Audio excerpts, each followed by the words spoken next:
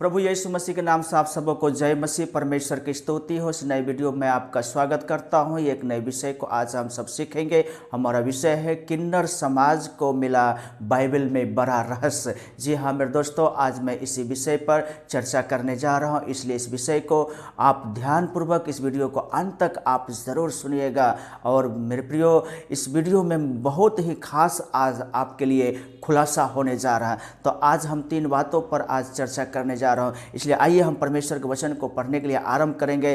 पहला है 3 प्रकार के किन्नर। आइए हम मत्ती रचित सुसमाचार उसका 19 अध्याय उसका 12 पद में इस प्रकार से लिखा है, क्योंकि कुछ नपुंसक ऐसे हैं जो माता के गर्भ ही से जन्मे, और कुछ नपुंसक ऐसे हैं जिन्हें मनुष्य ने नपुंसक बनाया, और कुछ नपुंसक ऐसे हैं जिन्होंने स्वर्ग के राज्य के लिए अपने आप को नपुंसक बनाया। जो इसको ग्रहण कर सकता है वह ग्रहण करे। जी हाँ मेरे दोस्तों, यहाँ पर परमेश्वर का वचन बताता है किन्नर, नपुंसक। जी हाँ, कुछ नपुंसक जो है इस प्रकार से होता है जो माता पिता के द्वारा जन्म दिए जाते हैं, और कुछ नपुंसक ऐसे होते हैं जो इस संसार में एक इंसान दूसरे इंसान को बना देते हैं, और कुछ नपुंसक ऐसे होते हैं जो कि अपने आप को स्वर्ग के राज्य के लिए नपुंसक बनाते हैं। मेरे प्रियो, इसलिए हम परमेश्वर के वचन को यहाँ पर पढ़ने के लिए सुनते हैं कि यहाँ पर परमेश्वर का वचन बताता है कि नपुंसक और वो जो किन्नर, आज उन नपुंसक और किन्नरों को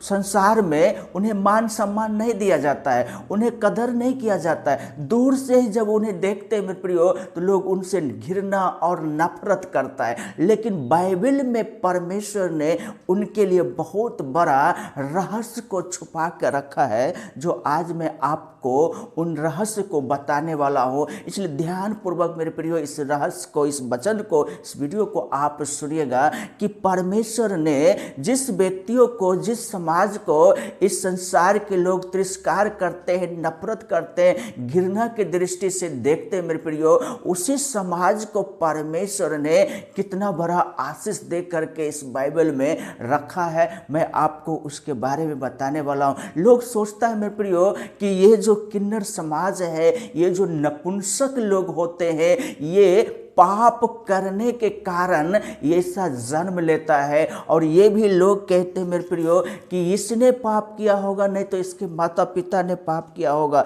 लेकिन बाइबल में इस प्रकार से परमेश्वर का वचन बताता है, यूहन्ना रचित सुसमाचार उसका 9 अध्याय उसका 1 से 3 पद में इस प्रकार से परमेश्वर का वचन बताते हैं, जाते हुए उसने एक मनुष्य को देखा जो जन्म से अंधा था। उसके चेलों ने उससे पूछा, हे रब्बी, किसने पाप किया था कि यह अंधा जन्मा, इस मनुष्य ने या इसके माता पिता ने? यीशु ने उत्तर दिया, ना तो इसने पाप किया था ना इसके माता पिता ने, परंतु यह इसलिए हुआ कि परमेश्वर के काम उसमें प्रकट हो। जी हाँ मेरे दोस्तों, इसमें हम देखते हैं चाहे वो अपाहिज हो, चाहे वो लंगड़े हो, चाहे गूंगे हो, चाहे अंधे हो, या चाहे वो नपुंसक अर्थात किन्नर हो, मेरे प्रियो, जो भी इस संसार में पाए जाते हैं वो पाप के कारण ऐसे जन्म नहीं लेते हैं। लेकिन बाइबल बताता है मेरे प्रियो, वो परमेश्वर के महिमा को प्रकट करने वाले हैं, उनके द्वारा परमेश्वर का महिमा होता है मेरे प्रियो। जी हाँ मेरे दोस्तों, तो आपने सही सुना कि हर इंसान के द्वारा परमेश्वर का महिमा किया जाता है। वो इसलिए हुआ है कि इनके द्वारा परमेश्वर को महिमा होने पाए। तो हम दूसरी बातें को पढ़ने के लिए निकालेंगे। किन्नर एक राजशाही घराने में पाए जाते हैं। जी हाँ मेरे दोस्तों, आइए हम परमेश्वर के वचन को पढ़ने के लिए निकालें।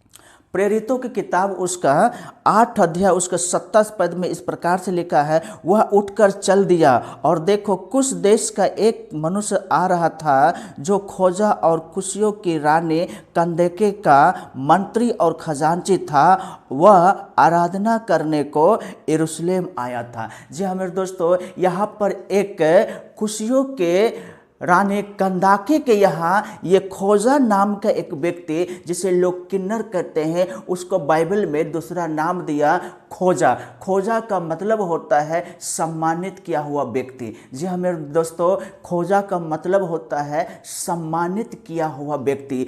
और वो सम्मानित किया हुआ व्यक्ति अर्थात खोजा, वो कंदाके के यहाँ जो रानी थी उनके यहाँ मंत्री के पद पर, उनके यहाँ खजांचियों के पद पर और उनके रानी को देखभाल करने के लिए मेरे प्रियो पाए जाते हैं। जी हाँ मेरे दोस्तों, जिस किन्नर समाज को जिन्हें आप देख करके कतराते हैं मेरे प्रियो, जिसे देख करके आप घृणा करते हैं, जिसे देख करके आप अपने पास आना नहीं देना चाहते, उससे बात करना पसंद नहीं करते मेरे प्रियो, उसी समाज को, उसी व्यक्तियों को परमेश्वर ने कौन सा पद दिया जानते हैं? मंत्रियों को पद दिया, खजांचियों को पद दिया मेरे प्रियो। वो राजशाही घराने में पाए जाते, वो महलों में पाए जाते मेरे प्रियो। आज हम जानते हैं कि आज बहुत से किन्नर समाज है जो कि ट्रेनों में, बस पार्किंगों में मेरे प्रियो, रास्तों में, घरों में वो जो है इस प्रकार से घूम घूम करके पैसे कमाते हैं। शैतान नहीं चाहता है कि ये परिवार ऊंचा उठे, शैतान नहीं चाहता है कि इनको मान सम्मान मिले, लेकिन मेरे प्रियो यहाँ पर हम देख पाते हैं कि वो किन्नर, वो खोजा कहाँ पाए जाते हैं? राजशाही घराने में। किसके पास में? रानी को देखभाल करने। मेरे प्रियो ये इतना ईमानदार होते मेरे प्रियो कि आप इनको आप देख सकते हैं कि ऐसे ऐसे व्यक्तियों को पहले के समय में राजा के पास में रानियों को देखभाल करने के लिए परमेश्वर ने इसे नियुक्त किया करते थे। जी हाँ, क्योंकि इनके अंदर में खासियत क्या मेरे प्रियो कि ये एक ईमानदार व्यक्ति होते हैं। जी हाँ, वो किसी सूरत को देख कर के इसके अंदर में मोह माया नहीं है, लोभ लालच नहीं है, ना ही मेरे प्रियो इसका पैसा का लोभ लालच है, ना है जमीन जायदाद के लोभ लालच है। किसी प्रकार के इसके अंदर में लोभ लालच नहीं पाए जाते। इसीलिए परमेश्वर ने इस किन्नर समाज को अर्थात खोजा को मेरे प्रियो ऊंचे ऊंचे स्थानों में दे करके रखा है। मंत्री को पद दे करके रखा है, खजांचियों को पद दे करके रखा है, रानी को देखभाल करने के लिए भी परमेश्वर ने इसे रखा है। एस्थर के किताब 4 अध्याय के 4 पद में जब आप पढ़ेंगे, वहाँ भी रानी एस्थर के देखभाल के लिए खोजों को रखा गया था मेरे प्रियो। जी हाँ, इसलिए ये परिवार, ये समाज बहुत ही महत्वपूर्ण परमेश्वर के दृष्टि में पाए जाते हैं। इसलिए इन समाज के लिए मेरे प्रियो आप घृणा ना करें, नफरत ना करें, क्योंकि इन समाज से परमेश्वर बहुत ही प्रेम करते हैं और उनको खास खास जगह में मेरे प्रियो इन्हें रखा है। तीसरी बातें हैं जो मैं आपको पढ़ने के लिए निकाल लेते हैं। आइए ईसाया की किताब उसका 56 अध्याय उसका 3, 4, 5 इस प्रकार से लिखा है। यहाँ पर लिखा है, खोजे भी ना कहे कि हम तो सूखे वृक्ष है। जी हाँ मेरे प्रियो, आप एक किन्नर समाज के लिए मैं ये वचन आपके लिए मैं विशेष करके मैं बताने जा रहा हूँ कि आप ये मत कहिए कि मैं एक सूखे वृक्ष के समान है, मुझसे कोई फल नहीं मिल सकता है, मैं किसी को फल दे नहीं सकता। मेरे प्रियो, आपका मन में ऐसा ना होने पाए, आप ऐसे ना सोचे, क्योंकि बाइबल ऐसे बताता है, और खोजे भी ना कहे हम तो सूखे वृक्ष के समान है। नहीं मेरे प्रियो, आपको परमेश्वर ने बहुत बड़ा आशीष दे करके ऊंचे स्थान में रखना चाहते हैं। इसलिए आप ध्यान से इस वचनों को सुनिए, क्योंकि जो खोजे मेरे विश्राम दिन को मानते और जिस बात से मैं प्रसन्न रहता हूँ उसी को अपनाते और मेरी वाचा का पालन करते हैं, यहोवा यूँ कहता है, मैं अपने भवन, अपने शहरपनाह के भीतर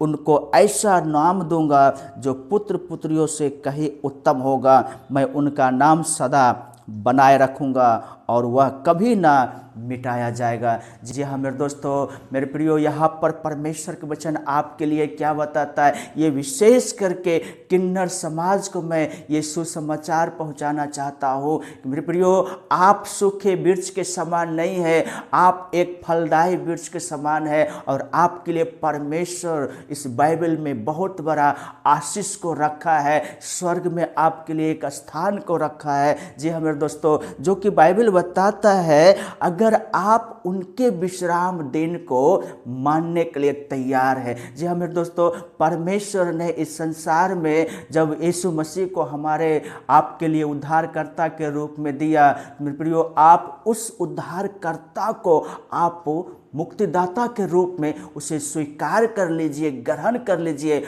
और विश्राम दिन को जो पवित्र आत्मा परमेश्वर कहता है कि हमें जो 6 दिन परमेश्वर ने हमें कार्य करने के लिए दिया और 7वां दिन हमें विश्राम करने का, अर्थात परमेश्वर के आराधना करने का दिन है। इस दिन को अगर आप मानते हुए परमेश्वर की आराधना, उनके नाम से दुआ प्रार्थना करते हैं और यीशु मसीह को अपना उद्धारकर्ता के रूप में ग्रहण और स्वीकार करते, मेरे प्रियो, तो आपके लिए परमेश्वर का वचन बताता है कि आपके लिए एक बहुत बड़ा शहर पना अर्थात स्वर्ग में स्थान परमेश्वर ने आपके लिए रखा है। जिस प्रकार से इस संसार में आपके लिए राज घरानों में रानियों को देखभाल करने के लिए मंत्रियों के पद में, खजांचों के पद में रखा है, उसी प्रकार से मेरे प्रियो स्वर्ग में भी आपके लिए बहुत बड़ा स्थान रखा। बाइबल बताता है जो मेरा पुत्र पुत्रियां है, जो पहले का विश्वासी है, जो मेरा जो जिस नगर के लिए, जिस शहर के लिए यीशु मसीह को अर्थात यहूदियों के लिए दिया, वो यीशु मसीह को विश्वास न करने कारण वो हमारे ऊपर, हमारे लिए मेरे प्रियो यीशु मसीह अन्य जातियों के लिए उद्धारकर्ता के कारण बना। अगर हम उनके ऊपर विश्वास करते हैं, आप उनके ऊपर यीशु मसीह को उद्धारकर्ता के रूप में स्वीकार करते मेरे प्रियो, तो आपके लिए स्वर्ग राज में बहुत बड़ा प्रतिफल बना हुआ है। और बाइबल बताता है आपका नाम कभी उस स्वर्ग राज से मिटाया ना जाएगा। बस केवल एक चीज़ मेरे प्रियो आप करना है, आपके जीवन में ये होना चाहिए। गलातियों 5:22 में परमेश्वर पवित्र आत्मा का जो फल है आपके जीवन में प्रेम, आनंद, शांति, धीरज, कृपा, भलाई और विश्वास, नम्रता और संयम, ये 9 फल परमेश्वर आपके जीवन में लगने के लिए देना चाहता है। क्योंकि बाइबल बताता है आप ये मत कहिए कि हम एक सूखे वृक्ष के समान है। जी हाँ मेरे दोस्तों, यहाँ पर परमेश्वर का वचन आपके लिए कहता है कि आपके अंदर ये 9 फल लग जाना चाहिए। और 9 फल क्या है? पवित्र आत्मा का फल, यानी कि प्रेम, आनंद, शांति, धीरज, कृपा, भलाई, विश्वास और नम्रता, संयम। ये 9 का 9 मेरे प्रियो आपके जीवन में आ जाना चाहिए। प्रभु यीशु मसीह पर आप विश्वास करेंगे, प्रभु यीशु मसीह के नाम से आप जीवन जिएंगे मेरे प्रियो, तो ये ऑटोमेटिक आपके जीवन में आना शुरू हो जाएगा और आप एक फलदायक वृक्ष बन जाएंगे और परमेश्वर के लिए आप बहुत बड़ा स्वर्ग राज्य को प्राप्ति करने के लिए परमेश्वर के लिए ये आपके लिए रास्ता है मेरे प्रियो। इसलिए आप मत कहिए कि मैं ऐसे इस संसार में आ गए, अपने आप को मत खोसिए, क्योंकि परमेश्वर ने आपके लिए बहुत बड़ा प्रतिफल संसार के साथ साथ उस संसार अर्थात स्वर्ग में भी बना करके रखा है। मेरे प्रियो, ये संदेश मैं विशेष करके आपके लिए मैं बनाया हूँ। इसलिए इस संदेश अगर आपको अच्छा लगा तो आप आगे भी शेयर कीजिएगा। परमेश्वर आप सबों को बहुतायत का आशीष करे। आमीन।